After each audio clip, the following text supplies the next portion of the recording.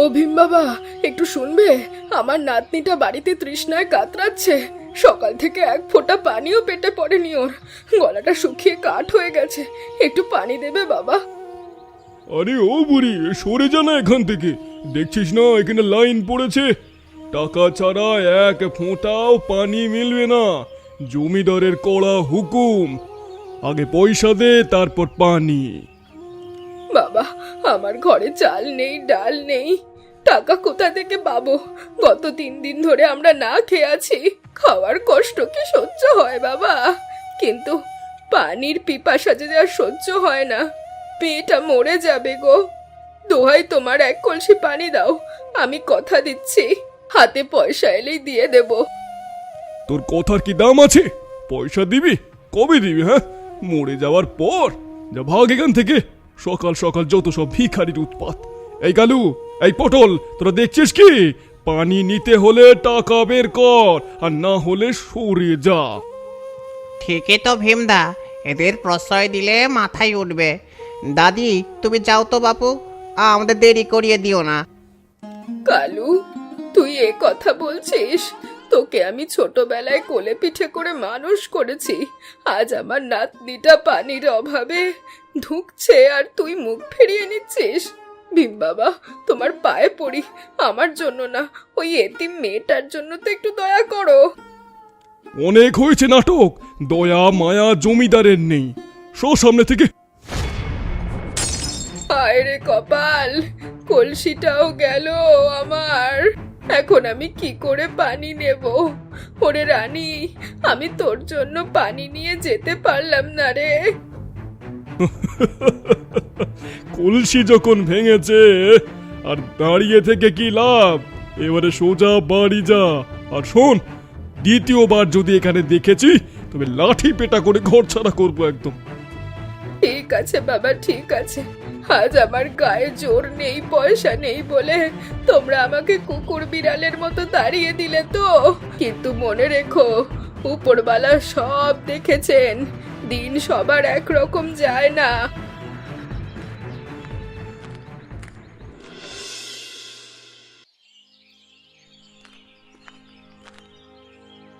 ঠাকুমা, পানি এনেছো? খুব তেষ্টা পেয়েছে, আর পারছি না। না রে দিদি ভাই, আনতে পারিনি। ওরা আমাকে পানি দিল না, উল্টে ধাক্কা দিয়ে ফেলে দিল। আমার কলসিটাও ভেঙে দিয়েছে। এই গ্রামে মানুষের দয়া মায়া কিচ্ছু নেই। এরা পিশাচ হয়ে গেছে। তাহলে আমরা কি করব ঠাকুমা? পানি না খেলে তো মরে যাব। আমরা আর এই গ্রামে থাকবো না। যেখানে মানুষের দাম নেই সেখানে থাকার চেয়ে জঙ্গলে থাকা ভালো। চল রানী, আমরা আজই গ্রাম ছেড়ে চলে যাব। কোথায় যাব ঠাকুমা? আমাদের তো কেউ নেই। ওই দূরে যে জঙ্গল দেখা যায়, তার পাশ দিয়ে যে নদী বয়ে গেছে, শুনেছি সেখানে কেউ থাকে না। কিন্তু সেখানে নদী আছে। নদী তো আমাদের ফিরাবে না। নদী কোনো টাকা চায় না রে। নদী মায়ের মতো, সবার জন্য তার বুক খোলা। কিন্তু জঙ্গলে বাঘ ভাল্লুক নেই? গ্রামের এই মানুষগুলোর চেয়ে বনের বাঘ ভাল্লুক অনেক ভালো। তারা অন্তত অকারণে কষ্ট দেয় না। চল, আর দেরি করিস না। এই ছেঁড়া কাঁথার হাড়িটা নিয়ে নে। এই ভর দুপুরে নাতনিটাকে নিয়ে কোথায় যাচ্ছ? চলে যাচ্ছি। এই গ্রামে পানির চেয়ে টাকার দাম বেশি। আমার নাতনিটা তৃষ্ণায় মরছে। কেউ এক ফোঁটা পানি দিল না। তাই চলে যাচ্ছি নদীর খোঁজে। দিদি, আমায় ক্ষমা করো। আমাদেরও সামর্থ্য নেই যে জমিদারকে অমান্য করি। তোমরা সাবধানে থেকো। আশীর্বাদ করি বোন, তোমরা ভালো থেকো। কিন্তু যেদিন বিপদে পড়বে সেদিন বুঝবে গরিবের চোখের জলের কত দাম। ঠাকুমা, নদীর পানি তো ঘোলা। এই পানি খেলে তো অসুখ করবে। আমরা কি খাবো? চিন্তা করিস না দিদি ভাই, উপরওয়ালা যা করেন মঙ্গলের জন্য করেন। তুই ওই যে কলা গাছগুলো দেখছিস, ওগুলো আমাদের জীবন বাঁচাবে। কলা গাছ? কলা গাছ দিয়ে কি হবে? গাছে তো কলাই নেই। কলা না থাক, পানি তো আছে। কলা গাছের পেটের ভেতর পরিষ্কার পানি থাকে, দেখবি।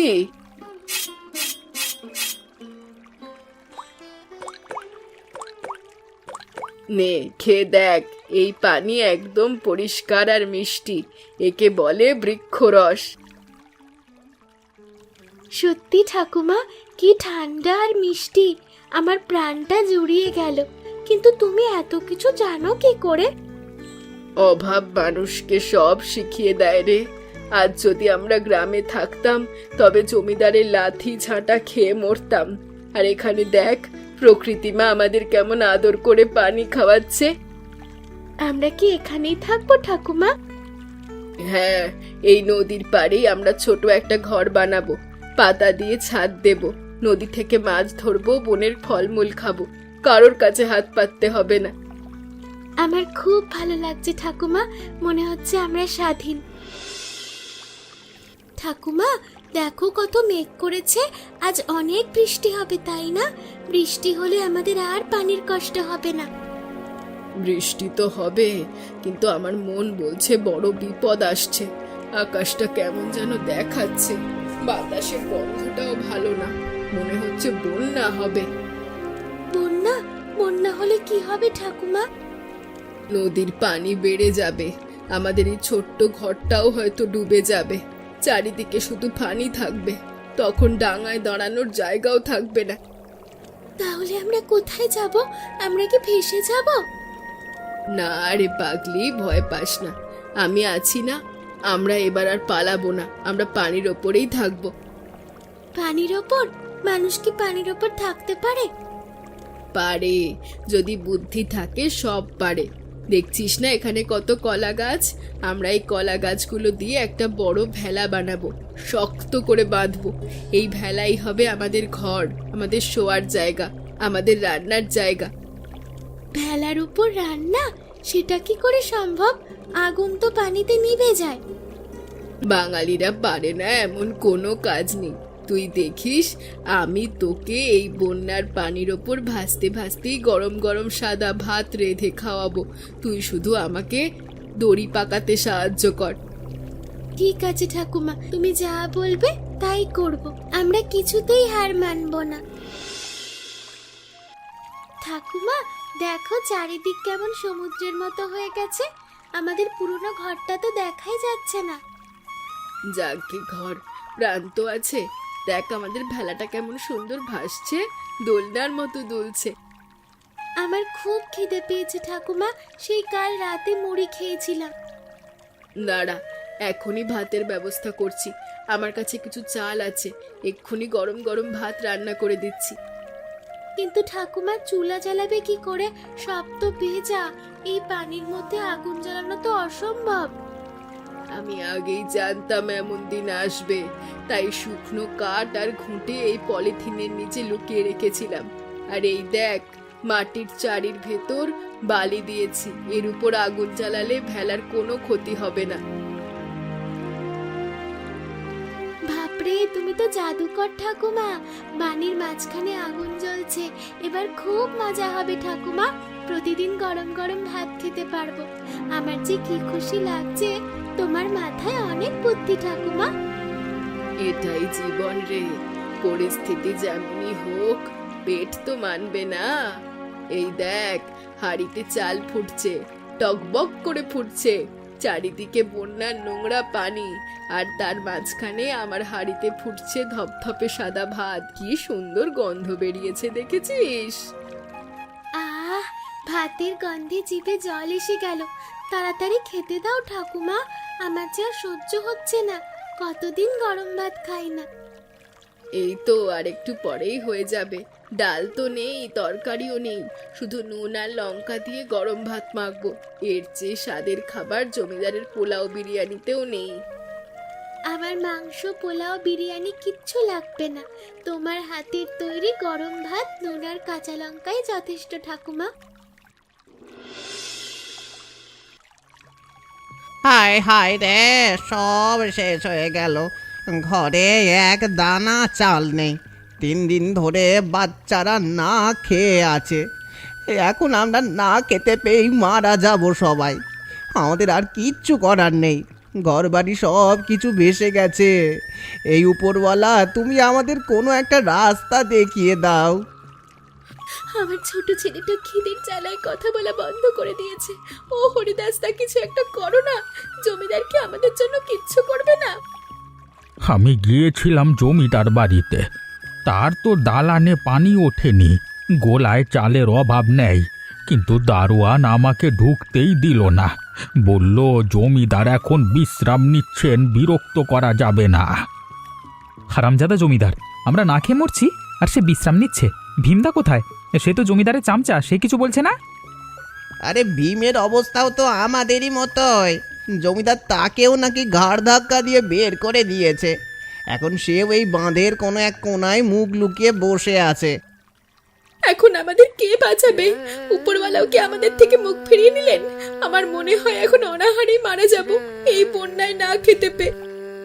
আরে থামো তো তোমরা সবাই, ওই দেখো জলের উপর দিয়ে কে যেন ভেসে আসছে দূর থেকে।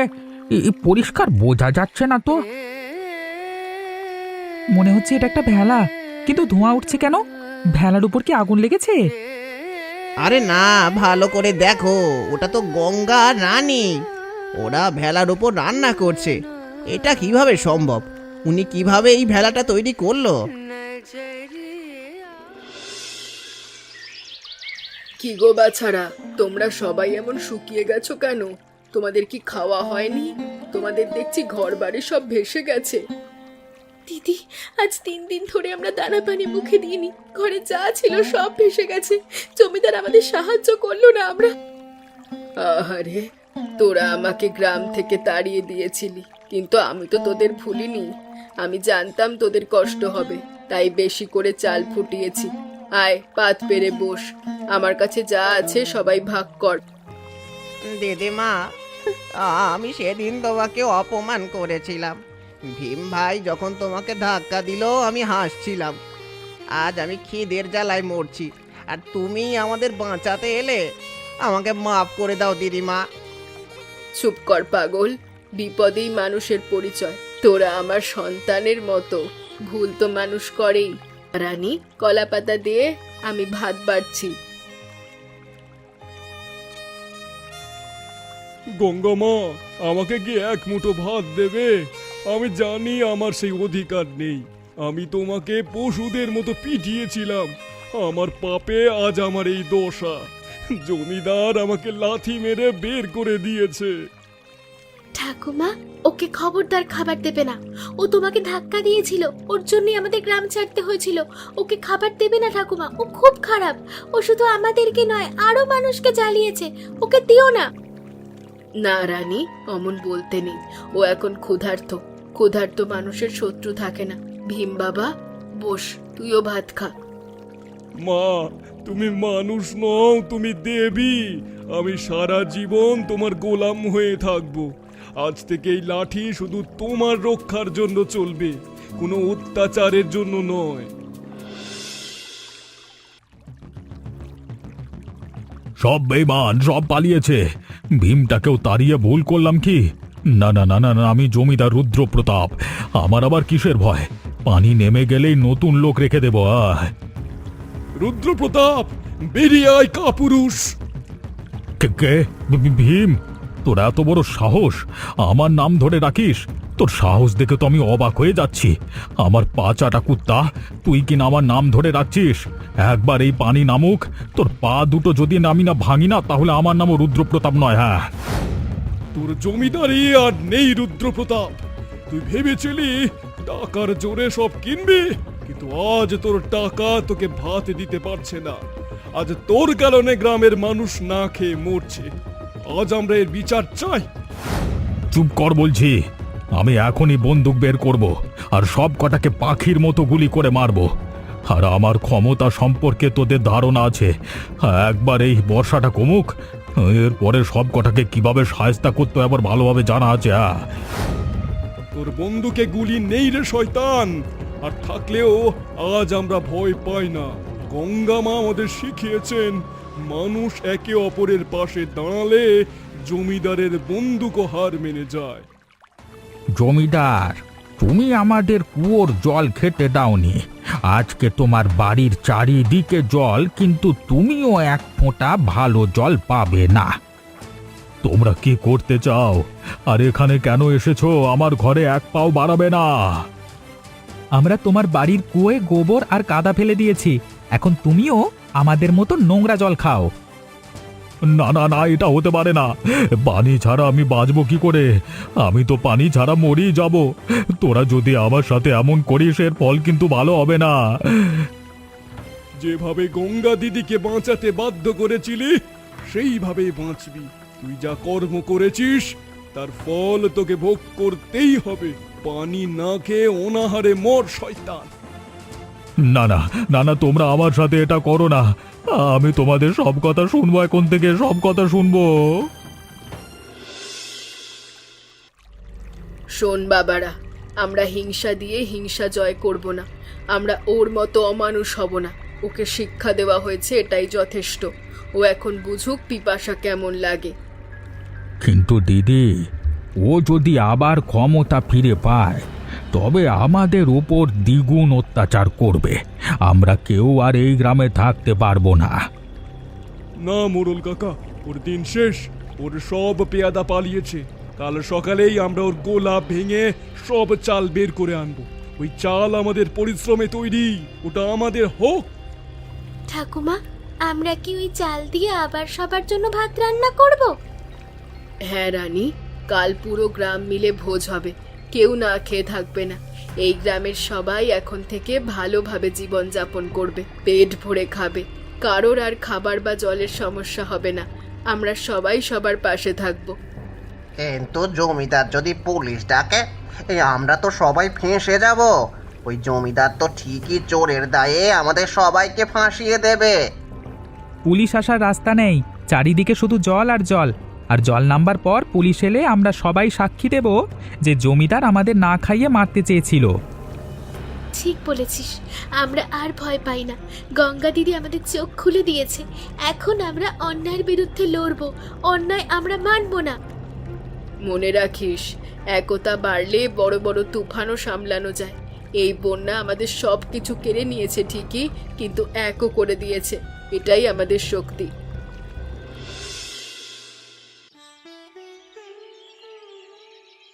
ভাই সব, আজকে আমাদের আনন্দের দিন। এই বন্যায় আমরা অনেক কিছু হারিয়েছি, কিন্তু আমরা ফিরে পেয়েছি আমাদের মনুষ্যত্ব। আর এর সব কৃতিত্ব গঙ্গা দিদির।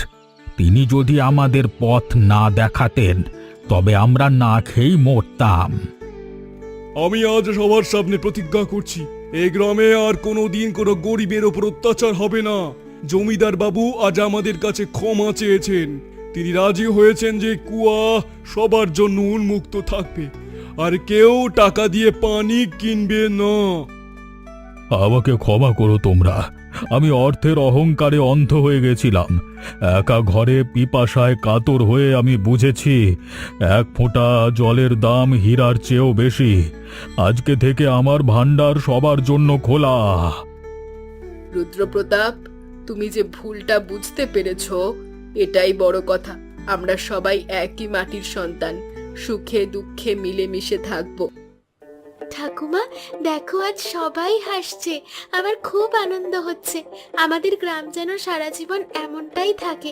আমরা সবাই একসাথে এভাবে থাকলে কখনো খরা বা বন্যা আমাদের কোনো ক্ষতি করতে পারবে না। এই হাসিটাই তো আসল রে। সাদা ভাত যেমন খিদে মেটায়, তেমনি ভালোবাসা মানুষের মনের জ্বালা মেটায়। আমাদের গ্রাম এখন ভালোবাসায় ভরপুর। এখন থেকে কেউ কাউকে ছোট করবে না, আর কষ্টও দেবে না। আজকে সবাই মিলে খিচুড়ি রান্না করব। চলো সবাই সরঞ্জামগুলো জোগাড় করি। তাহলে তো খুব ভালোই হবে। আজ সবাই মিলে খুব মজা করে খিচুড়ি খাবো। আজ আমাদের আর কোনো দুঃখ কষ্ট থাকলো না। কই গো কাকা, তোমাদের খিচুড়ি রান্না হলো? খিচুড়ির গন্ধ শুকে যা থাকতে পারছি না, মনে হচ্ছে এখনই খেয়ে ফেলি। তাড়াতাড়ি দাও গো, খুব খিদে পেয়েছে।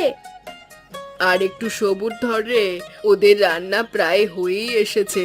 তারপর সবাইকে গরম গরম খিচুড়ি দেওয়া হবে। পেট ভরে খাস তখন। এমনই মজার মজার গল্প দেখতে চাইলে এখনই আমাদের চ্যানেলটাকে সাবস্ক্রাইব করো। আচ্ছা বলো তো বন্ধুরা, গঙ্গাপুরী আর রানীর জীবন কে বাঁচিয়েছিল?